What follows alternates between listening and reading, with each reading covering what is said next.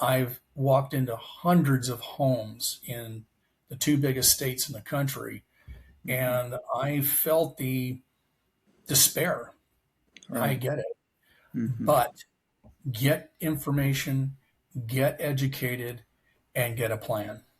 You do those things, that anxiety and the despair is going to start to lift because Hmm. you're right now, everything is a big, scary, ugly unknown. Right. More information you get, the better educated you are about the subject, the better you're going to be physically in your situation and your personal well-being.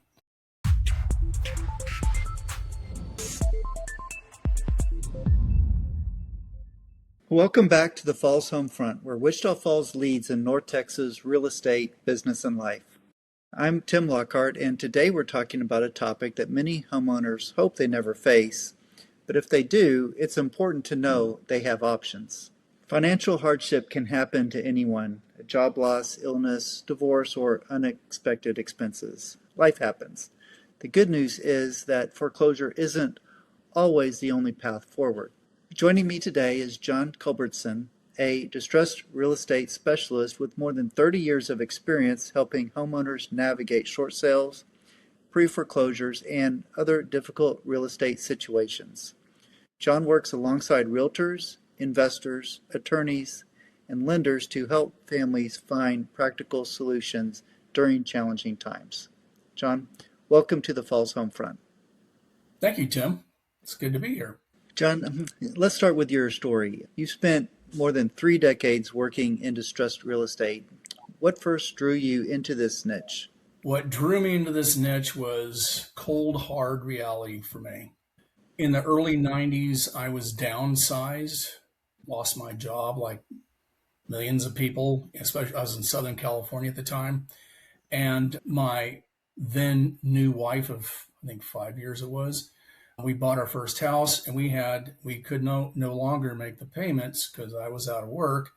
And the market had dropped so much that many people were upside down or had negative equity. And this is kind of a phenomena that was first felt in the late 80s, early 90s, and early in the 80s. It was felt in the oil patch, like Texas, Oklahoma, Alaska. They went through this. Well, we went through it in Southern California. And so I was casting around trying to figure out what to do besides just a foreclosure. And then I was informed I could do a short sale. And back then they were brand spanking new. Like they'd probably been out authorized for about a year. And I went through it with a realtor I was his first one to do. And that was his guinea pig. And it was a hair raising experience. Yes. And I thought to myself, I haven't found any job prospects. So I may as well jump into this with both feet because I know what it feels like to be in the hot seat and go through Hmm. this. Right. So I got my real estate license and became active in 1994.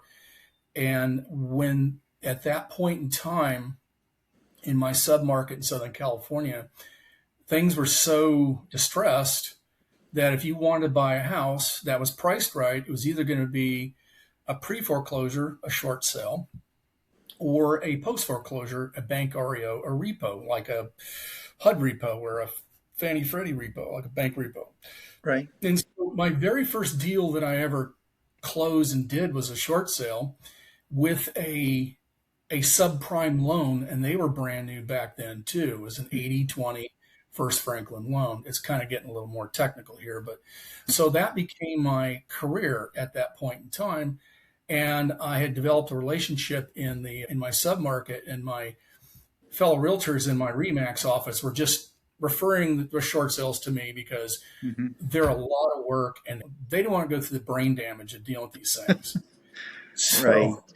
So that's my origin story for that. I became a California mortgage and real estate broker, Hmm. and in 2005 I made the decision to move my family to Texas. I went to college here. I was in the Army. I was an Army officer here. I was at Fort Hood.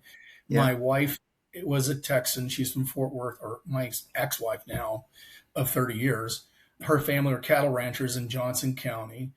Oh. And yeah. So that was 2005.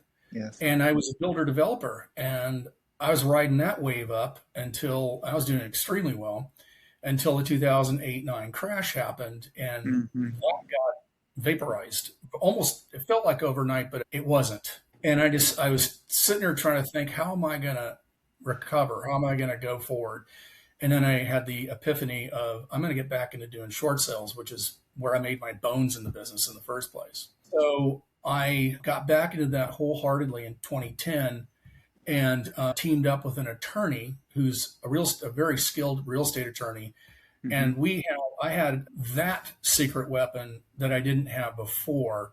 All the other things that I had in my arrows in my quiver, so to speak, were just enhanced by having him on board. And we're still working together, and he's a close friend of mine. So that's how I started. That's how I came to Texas. I and my family have been here for 21 years now, and I'm very active. I've been giving seminars and short sales, I think, for 5 years. And in Right. fact, your group I've done a few times, several Yeah. times in the last 3 or 4 years. And it is something that is becoming much more common. It is now back. A year ago, if you asked somebody about a short sale, they wouldn't know what it was. In fact, most realtors wouldn't really know or understand what it was. Now it's in the lexicon. People hear that term and they understand it to some degree. Right. So we're back in that cycle now. And you and I are getting the word out that this is a viable avenue Yes. instead of just throwing your hands up and walking away, which is very damaging to your credit, takes Hmm. much longer to recover from. It really holds you back a lot. So that is my origin story. Yeah, that's a really interesting story. Thanks for sharing that with us. And yeah, so there's been a lot of changes that have happened lately in the real estate market. North Texas, has seen year after year of record sales. And then just as of earlier this year, a couple months ago, foreclosures have started really increasing. I think Texas was number three in the country for the number of foreclosures, or at least a percentage or something like that. I think in June, I think. What have you seen in the North As, Texas market? as far as the market goes, Florida's leading the charge. They are in meltdown mode big time. Texas is second or third. I agree with you. We're right up there, right behind Florida. The number one crash market in the country right now is Austin, Texas. It's an absolute bloodbath down there. Hmm. That's the one metro in the whole country that is just, they need help. In the DFW area, the actual posted foreclosures have not increased that much in a year, but what has increased much and a great number, I can't rattle off the numbers, but I know the numbers are Hmm. very high, is a number of properties going into foreclosure, beginning the foreclosure process, and a number of properties are loans that are 90 days delinquent. That Hmm. is shooting through the roof. You are starting to see more short sales hit the MLS, the multiple listing system. A year ago, I talked to a realtor. They had no clue. They really hadn't heard about it. Now it's pretty common knowledge. I'm actually running into realtors that have done it a few times. So yeah, it's definitely changing. It will grow. Hmm. It is an offshoot of the absolute insane boom we went through with COVID Right. and all the liquidity that the Federal Reserve pumped into the economy is now it's being, what is the word that they use? The wonky word. They're basically extracting it. Hmm. And so it's like a bunch of boats being left at high tide. So that's where we are, but it Yeah. is the reality we're in. It's not the end of the world if somebody's in that situation. They need information. There are a lot of things that they can do themselves to help their cause. But that is the case, that is the kind of the scenario of the market today. I agree with you, Tim, 100%. Right. Yeah. So luckily in this market here in Wichita Falls, have had some pretty significant appreciation over the last 5 years. However, it hasn't been as dramatic as other areas in Texas. So that is a little good news for here. However, this term short sale that we're talking about, a lot of people may not know what that is. Can you explain what a short sale means? Yes, a short sale is when a property, a home, the value of the property is less than what's owed on the property. We used to call it upside down. A more modern term is underwater.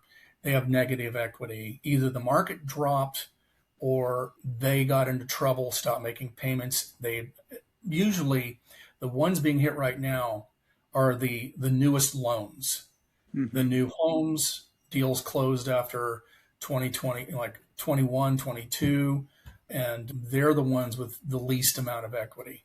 The market actually peaked in June of 22. So from that point on, it slowly started ebbing down. You can't see it visually, but the numbers, the charts show it. And so that's a cause. Now, the people who've been in their houses for 20 years, they're not affected. Right. They've got plenty of equity Mm-hmm. and they can wait it out.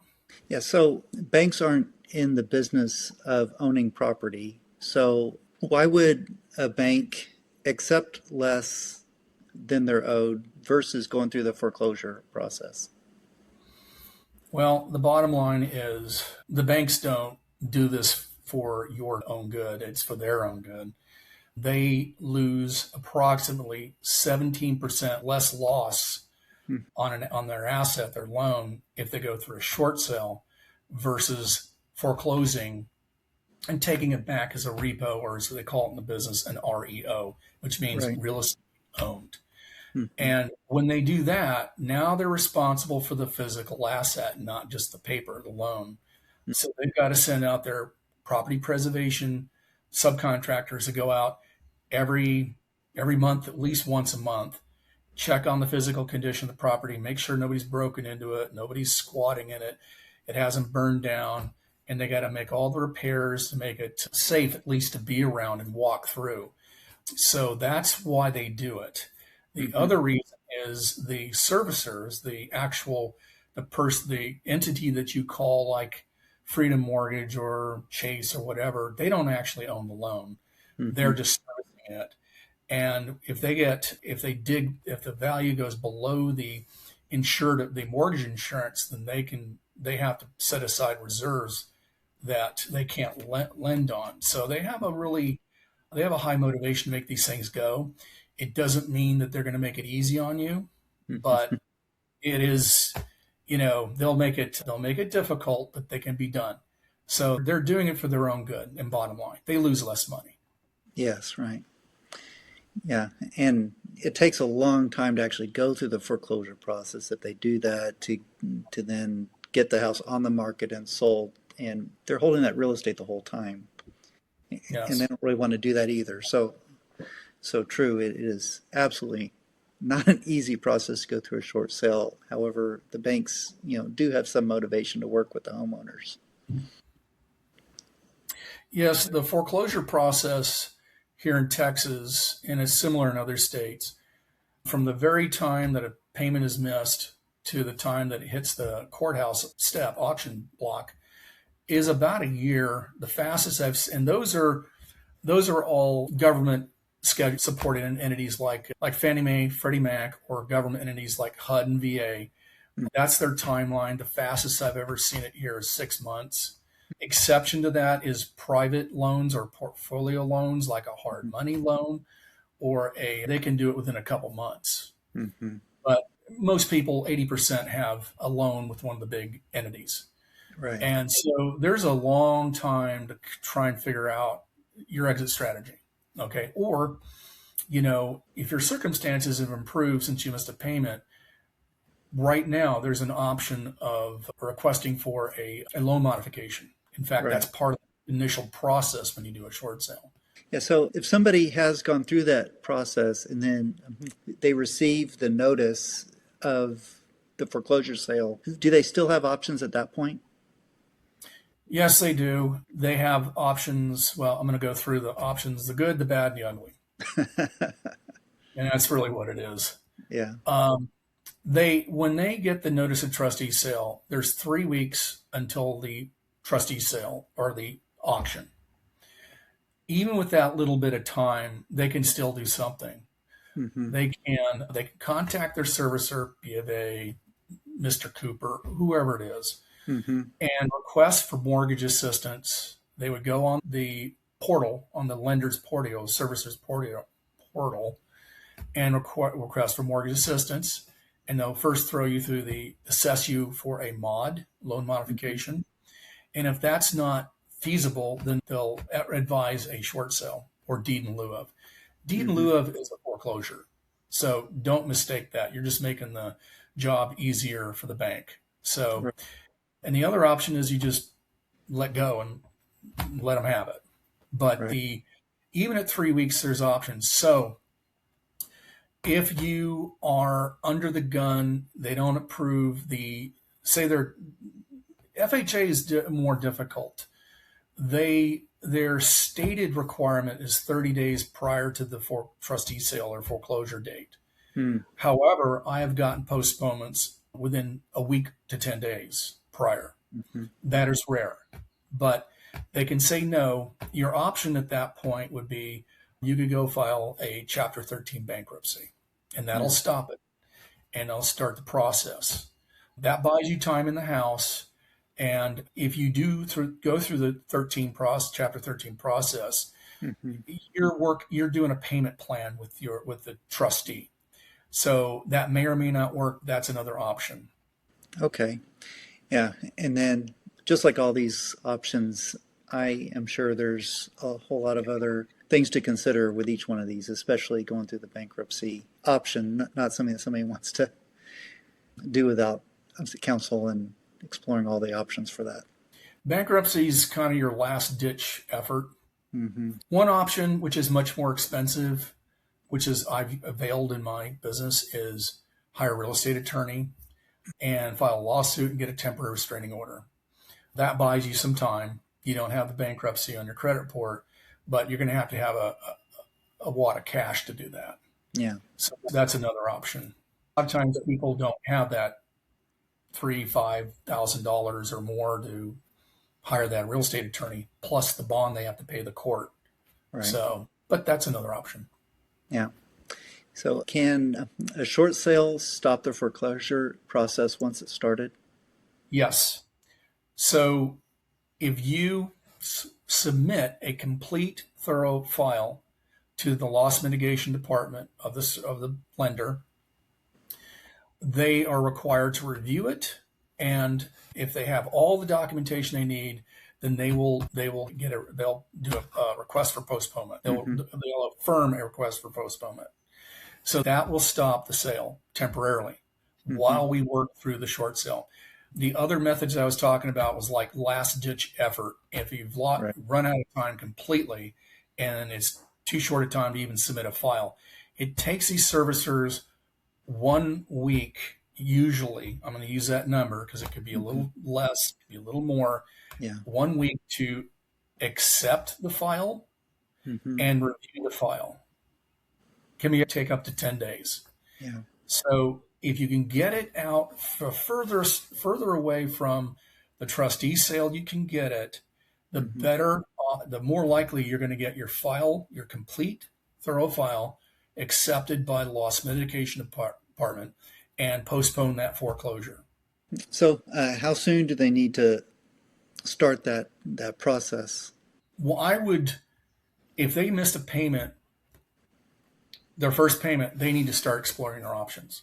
Do they have 6 to 12 months? Yes, they do. But you're going to be surprised, how quickly that time flies by. Right. And you can't get complacent with this thing. Now, the other option is, and that's what you're here for, Tim, is if there's any equity or just enough equity to get you out and you're early in the foreclosure process, take that and run. Okay. Yeah. Right. If you're further down the track, let's just say this, in order for your short sale file to be accepted, you have to be behind 90 days.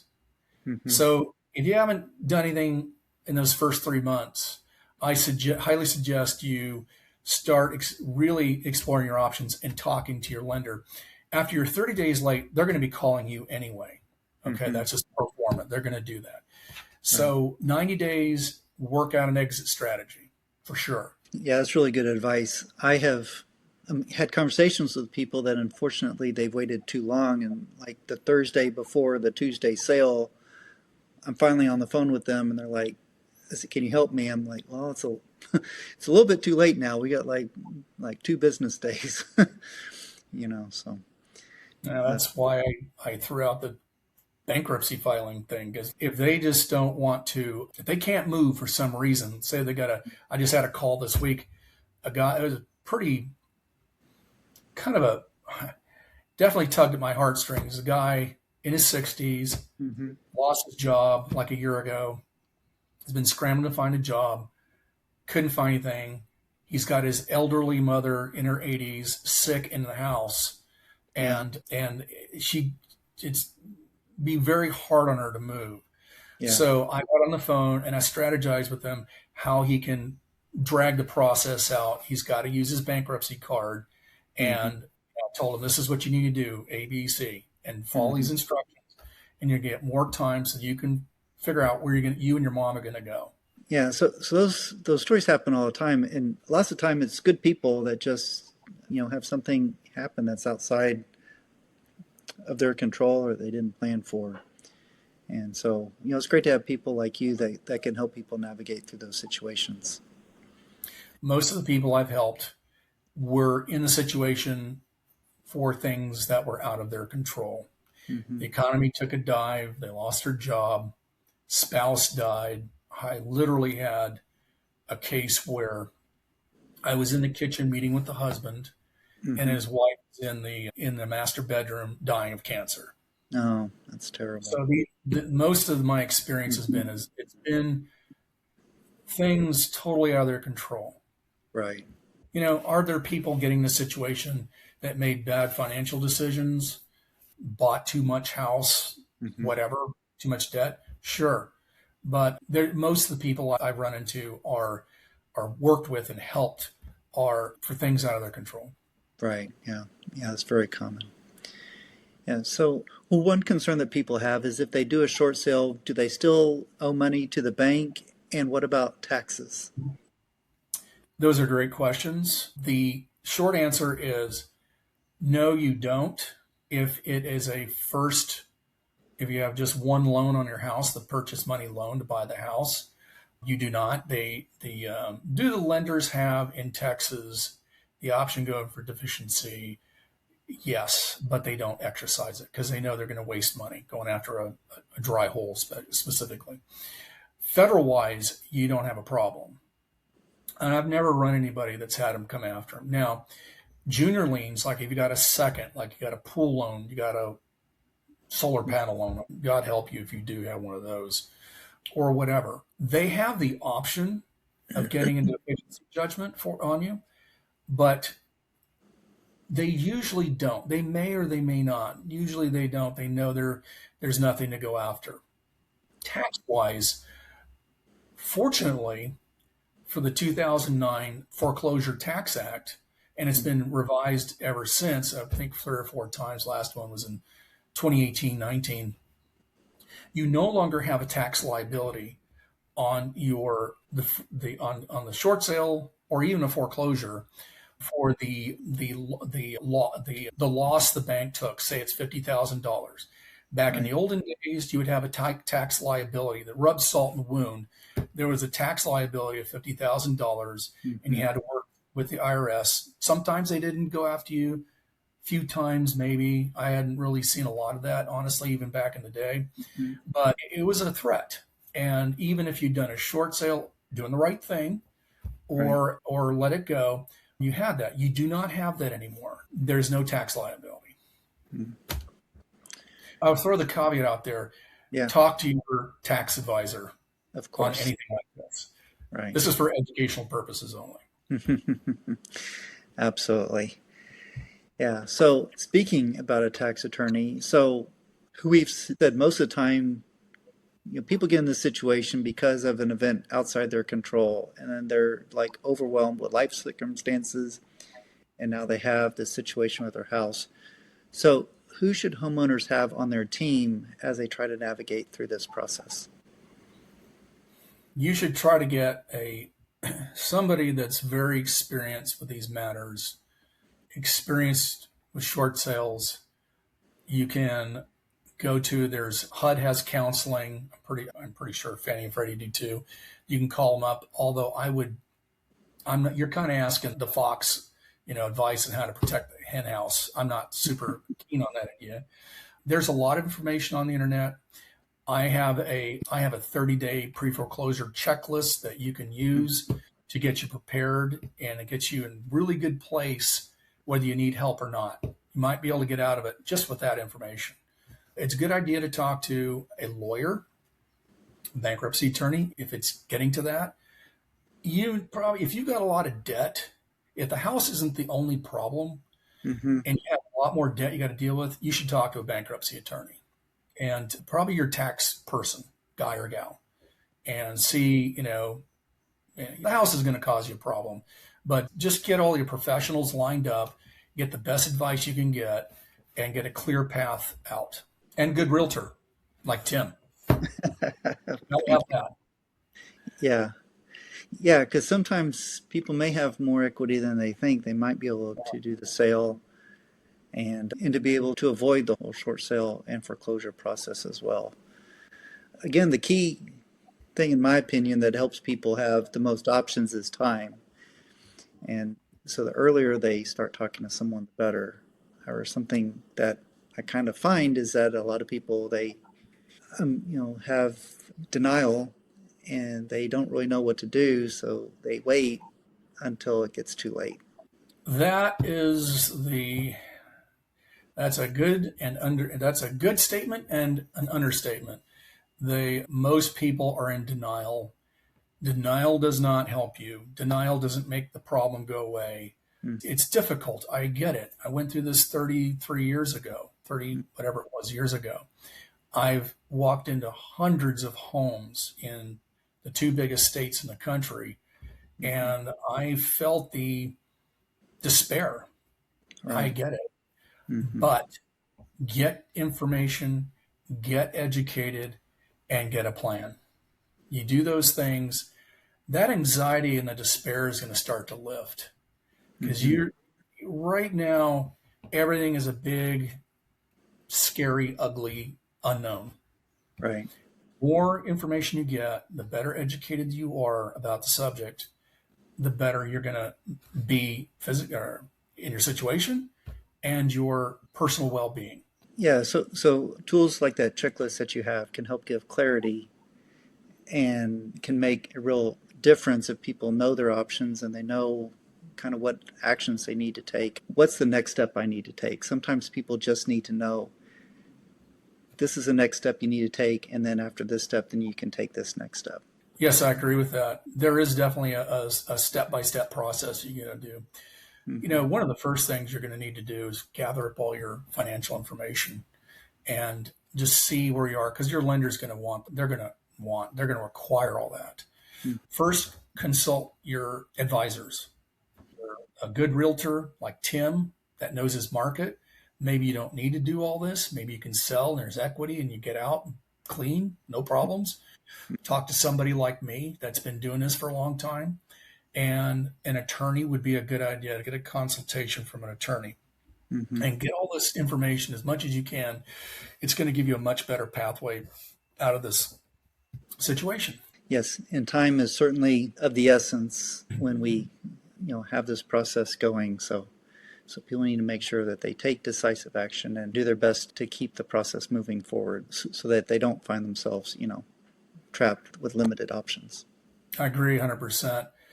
The feeling of coming out of that despair mode and understanding your options is like a black cloud lifting off your shoulders.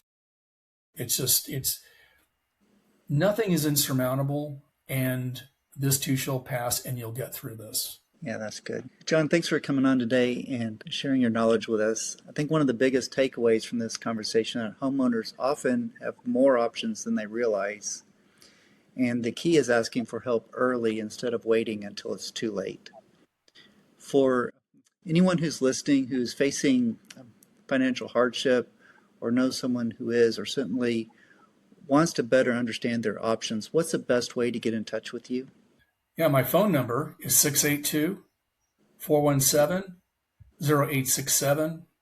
Also, I have a Facebook page that's completely dedicated to real estate and short sales in lieu of a website.